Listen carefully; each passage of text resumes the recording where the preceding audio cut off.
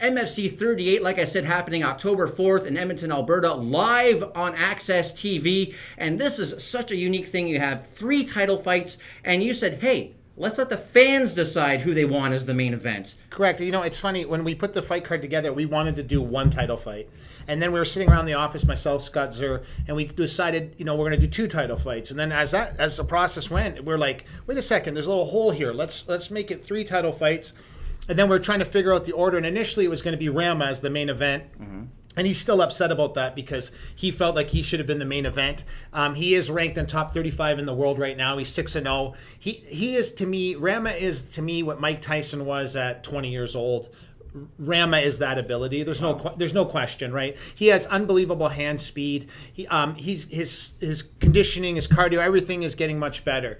But at the same time, as I wanted to give a fair opportunity to Burchak, I wanted to give a fair opportunity to Sam Alvey. And I wanted to run a contest on our Twitter and Facebook page, which we did. And Anthony Burchak won by miles. I mean, so him and Tito Jones are the main event. Mm-hmm. And then we have South, who's 10-0 with 10 submissions, versus Sam Alvey as the co-main event. Right. And then we have Ram and Hamilton as the other co-main event. We have 3 title fights on the show. And, surprisingly, by all surprising, Burchak is the main event, the lightest guys. Yeah, that must have been a surprise because conventional wisdom always says the guys, the people buying the tickets, they love the heavyweights. They want to see, the big dogs hunt, so to speak. But here we are, Anthony Burchak, 135 pounds. The people picked him. Yeah, but you know what I noticed, Carlin, was it's now people don't understand. They have to understand one very specific thing. People use the term all the time, we're a Canadian organization, or we're localized. People try to localize us. That just proved 1,000% that that's not the case. Because if you would have went odds-on favorite, you would have thought for sure Rama would have been the main event. He finished in last by miles. He was in last. He wasn't even close.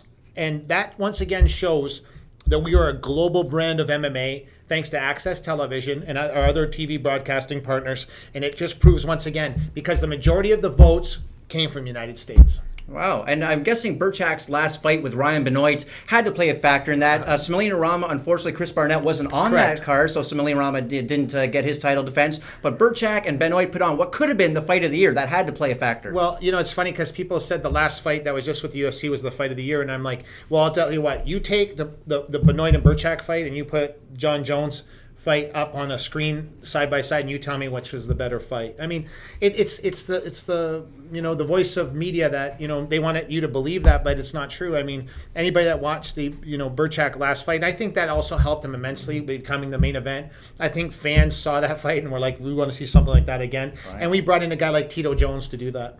Yeah, and it's an Arizona rivalry that has come all the way up to Edmonton, Alberta. Yeah, it's weird that Tito Jones went to Florida to train for the fight. He left Arizona to go. I don't know why he did that. So it's going to be interesting when he gets to the show next week to kind of I'm curious why he did that. I'm not sure. Yeah, just see how he acclimates himself to Edmonton. Correct. Because it's a bit of a shock to some people, especially now it's getting a little bit colder up there. Correct, and not just colder. People don't understand the elevation in Edmonton is much higher than Florida, and they don't take that into consideration when they're dealing with their training. Oh, that's interesting. And the other factor I think had to be with Anthony Burchak winning that main event. He was incredibly active on social media. Both him and Sam Alvey were, as a matter of fact. So it's no surprise they got the top 2 votes, in my opinion. No surprise. And Burchak's manager, also to Mercedes, she went nuts. And then Alvey's wife is she won America's Next Top Model, so she helped out on that end. It was hilarious too because half the UFC was twittering about it too as well to get their guys on the main event. I thought that was awesome.